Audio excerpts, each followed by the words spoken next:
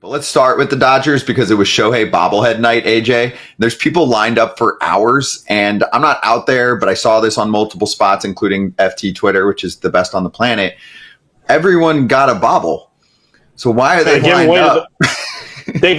Because, normally I don't think they read the fine print. Normally it's only 10,000, the first 10,000. So maybe they wanted to be the first to get it on eBay. I don't know, but they gave one to the whole stadium. They had how many ever people Dodger Stadium hold, which is like almost 60,000 or whatever it is, right? So everybody got one. I think, Joe Davis got one, Oral Hershiser got one, Sandy Koufax got one, Magic Johnson got one, everybody got one, right? So I love this. I don't know more teams do this, but this is crazy. These people didn't read the fine print, man. Read the fine print, or they knew Shohei was going to hit a walk-off and they just wanted to be on foul territory Twitter. Oh, man. I mean, bobbleheads. I don't get the craze for bobbleheads. I don't get why you stand in line for everybody getting one. But it was just, you can't write it any different on a bobblehead night. It's not his first bobblehead. It's not his first walk-off. Like, the guy's just doesn't look like Shohei at all, by the way. But that does look like a softball bat. So I wonder if he's going to maybe he's going to be the next torpedo bat guy. Huh? Maybe? No? Somebody? No. You know what those are called? You know what those were called back in the day? Those were called what? Bottle bats? Weren't they called bottle bats? Because when I played Little League, Bronson Arroyo used to use one, and I'd be like, you cheater. Right? Because Bronson Arroyo played Little League. We played in the same Little League, and he used to use a bottle. I thought it was called a bottle bat, and it was like the whole thing was head until the handle, and I thought they were mostly used in softball, right? Softball, yeah. And Bronson Arroyo used to use one of those when we were like 12 years old with each other, and I'm like, you cheater. But, I guess it wasn't cheating because nobody knew the difference. Do you know what changed yesterday's game more than anything? Max Muncy ditching his torpedo bat. He had it for his several ABs, and then he's like, screw it, I don't like it. And he hits a gapper double, 2 strikes, 2 outs, and ties up the game. Of course, it was a dream night for Dodger fans. 52,000 plus, they all get the bobble. Ohtani hits the walk-off. They're talking about it leading up to it. Dodgers are 8-0, and that passes the 1933 Yankees for most consecutive wins after a World Series title to start the next season. There's that changeup heading across the plate from Raisel Iglesias. For example, if you look at that pitch and where it landed, right? It's a changeup. It's a little bit up. It's, it's not over the middle of the plate, but it's coming across the plate. Just correct me if I'm wrong here, right? I'm trying to learn. That's a bad pitch, right, AJ? That's a bad pitch? Yeah. No. That ball's off the plate. Not a bad pitch? I know it's off the plate, but it's coming across the plate, and changeup's supposed to be a little lower. No, that's a good pitch? Dude, that ball's knee-high off the plate away. I don't know what else you want Raisel Iglesias to do. Kratz, tell me that's not a bad pitch at all. It's a pretty good pitch. It's just a guy who is stronger than most human beings and can go out there and hit a ball to left center that carries out at nighttime at Dodger Stadium.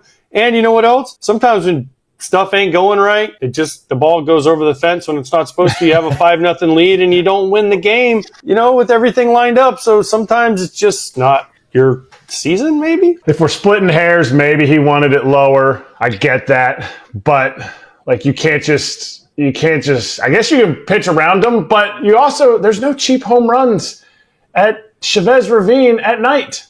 There's no way you should be able to, as a lefty who that ball's going away from him, he's able to take that ball out to center. Maybe if he really dives on that ball, and Shohei never dives to the pitch away, he could take it down the left field line. But where he hit that's a joke. That ball could it be a little lower? Yes.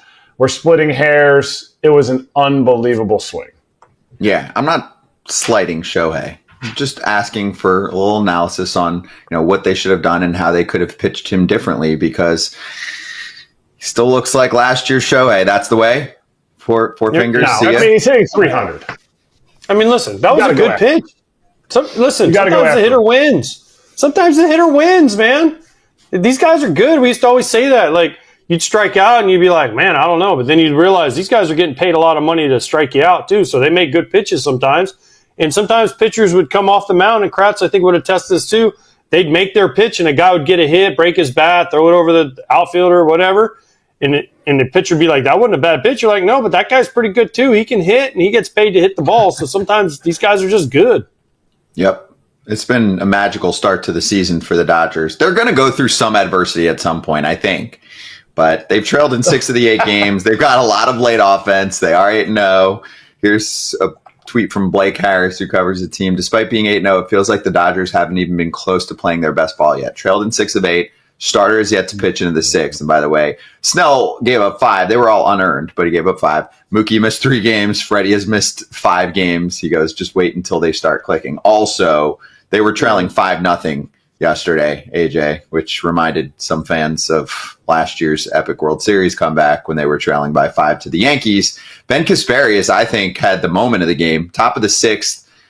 Bases loaded, no outs, gets them out of the jam. He was hyped. That is a really fun way to go to a ballpark. You get a freebie, you get the best player on the planet with the walk-off, and you get the 5-0 comeback.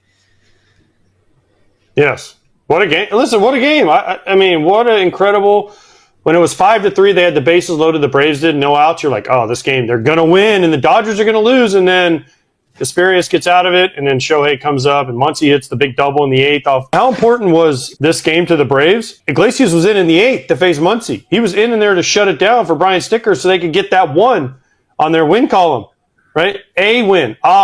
Instead, he gave up the double to Muncy, then he gave up the home run to Shohei. But as soon as the Dodgers tied that game, it was like, okay, the Dodgers are going to win this game. And then obviously Shohei hits the walk-off. Yep. Exactly. One of our Hammer Territory hosts was like, oh, if you think the first 6 losses were bad, and this was when they were still winning. They were up 5-3, and he goes, if you think the first 6 losses were bad, can I interest you in a 5-0 comeback loss, blah, blah, blah. Well, hey, what was your mindset going up there with the game on the line, tied 5-5, and that last at bat? まあシンプルに甘い球打ってなんとかボールだったら出塁できればいいかなと。Really simple approach, looking for a really good pitch to hit. If I don't get a pitch to hit, then I was willing to walk. What do you think it has been about this team that sort of allowed them to, even on nights where they're not playing their best, that you guys are 8-0 and able to come back into all these games? 本当にチームの雰囲気を逆転できるっていうその雰囲気っていうのは何か。本当に今日に関しては中継ぎ、今日に関してというか全部そうですけどそういうゲームに関しては中継ぎが本当に踏ん張って打線に対して奮起というかチャンスを与えてくれているのかなと思うので、そういう結果が後半の逆転につながっているなと思います。We've been able to come back from behind, especially in these games because of the bullpen and how much they really do a great job of giving us the opportunity to win. Do you ever show your head at your ability to come through in some of the biggest moments and sort of nights like tonight? 自分に対してびっくりしてますか？そうです。本当にいいところでというか、今日はもうタイになった時点でうちの流れなのかなっていう雰囲気の中で行ったので、どちらかというとマンシーの打席の方が難しかったのかなっていうか、ヒットが本当にチームを救ってくれたのかなと思います。I think the credit really goes to Max Muncy to be able to pull through and tie the game. So for me, coming into the game tied during that at bat, just really felt like we had a really good shot to win. There was some. And just lining up early this morning for your bobblehead night and then be able to deliver that walk-off home run. How much do you appreciate that? And how special was that just coming through that walk-off on your bobblehead night? そうですね。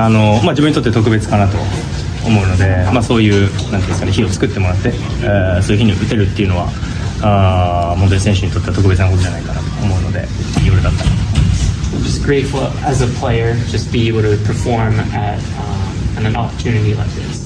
Shohei, obviously there were some errors, but you guys were able to come back. Did you guys talk something in the dugout? How was that moment to recuperate and come back? 本当にみんな、いい雰囲気というか、今日に限らず後半の逆転も本当に多いですし、その雰囲気が次の日でつながって連勝につながってるなと思ってます。Overall, not just tonight, but really good vibe within the team. So I think that's allowing us to come back from these games to win. Blake, just when you kind of reflect on your outing, what did you kind of feel was either missing there, just kind of wasn't getting what you, I guess, wanted to execute with? Yeah, I just got to establish the fastball more. After the first couple innings, I just kind of noticed their game plan. Usually I could figure out a lot quicker. But once I figured out their game plan, just allowed for quicker innings. But overall, I just got to attack the zone and get strikes. I do that. When you have 2 innings that are a little bit just longer, pitch count gets up, what's kind of your go-to to resettle back in, to then have your back on your outing, just being a little bit more efficient?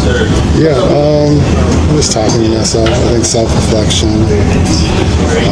just finding a way to calm down, get back in the zone. I think that's really it. I don't think there's any secret to that. Just you got to find a way to get in the zone, or the game that you're going to get pulled. So, Muncy felt the weight of those errors in the first 2 innings, and obviously you could see that after he tied the score. How happy are you, and how much do you appreciate that he takes it that personally? Yeah, I was happy for him to get the double, to tie the game, big moment. That's what it's about. I'm not worried about him at third. That was, to me, it's just a fluke. A tough start, but I got to do a better job to get outs, to get him in there, to get him going offensively, because we know how much of a weapon he is at the plate.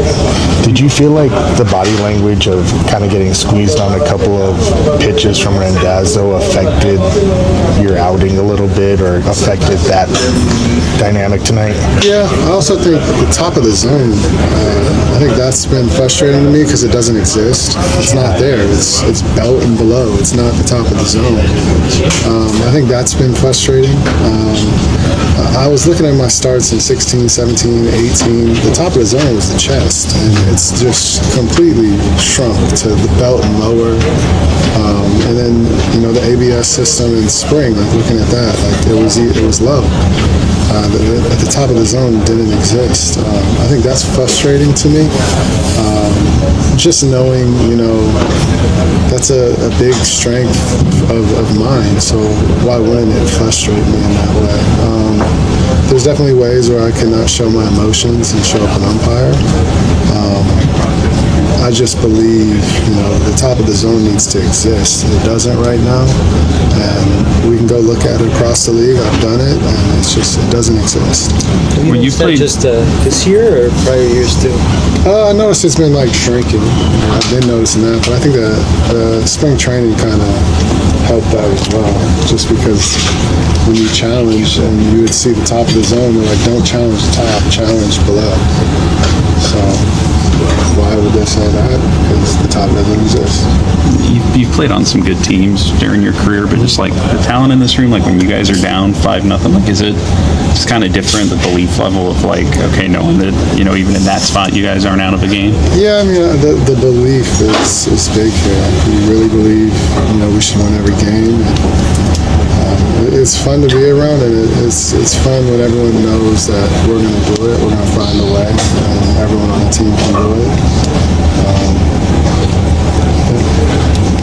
We've said multiple times that this was a game that you guys had no business winning, but just how it went early on. What kind of confidence is this build in getting out to 8-0?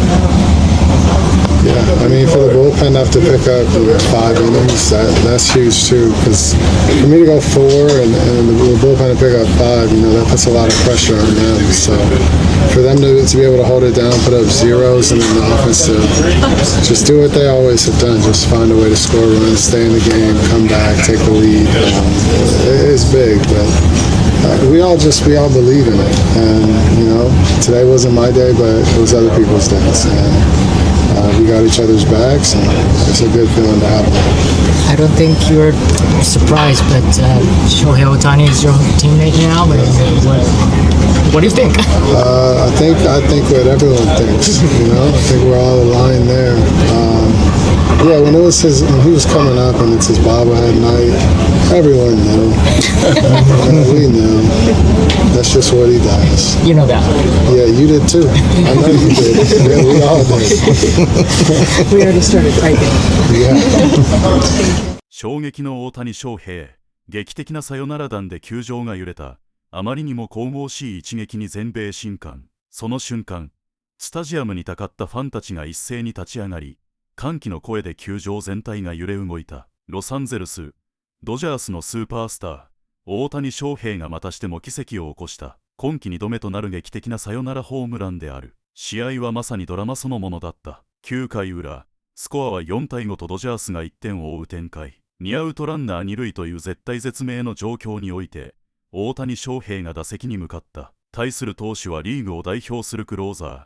その鋭い変化球と強し速球の前に、球場全体が張り詰めた緊張感に包まれる。もはや息をすることすら忘れるほど、観客、解説者、チームメイトすべての目が、この世界最高の打者に注がれていた。1球目、外角へのスライダーを見送りボール。2球目、内角高めの速球を豪快に振り抜きファウル。スタジアムは徐々に沸点に達し、大谷の集中力が極限まで研ぎ澄まされていることを誰もが肌で感じた。そして迎えた運命の3球目だった。時速158キロのストレートがやや真ん中寄りに入ったその刹那、大谷がバットを鋭く振り抜く。まるで雷鳴のような快音とともに打球は高く舞い上がり、夜空に輝く星のようにゆっくりとスタンドへ吸い込まれていった。スタジアムは爆発した。実況アナウンサーの叫び声は限界を超え、まるで神が降臨したかのように球場が熱狂に包まれる。ドジャースベンチの選手たちはベンチを飛び出し、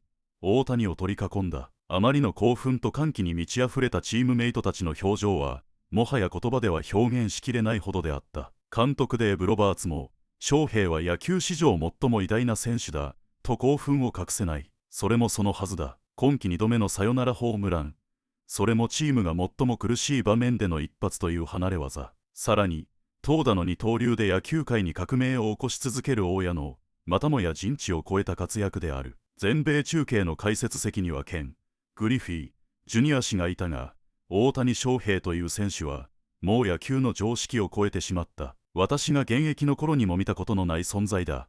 と、その衝撃を言葉にした。試合後のインタビューで大谷は冷静な口調ながらも、勝つことが一番重要ですから、最後まで諦めませんでした。と語り、その謙虚で誠実な人柄に多くのファンが心打たれた。世界最高峰のメジャーリーグでここまでのインパクトを与えられる選手が他にいただろうか。米国メディアや各国の記者たちは、この一撃を、神の一振り、球史に残る伝説、と絶賛。大谷翔平の名前は再び世界中を駆け巡った。もはや、伝説、では足りない、神話、とさえ呼ぶべきだろう。日本が誇る至宝、大谷翔平は、再び野球界の歴史にその名を深く刻んだ。次はどんな奇跡を起こすのか、全世界が息を飲んで見守っている。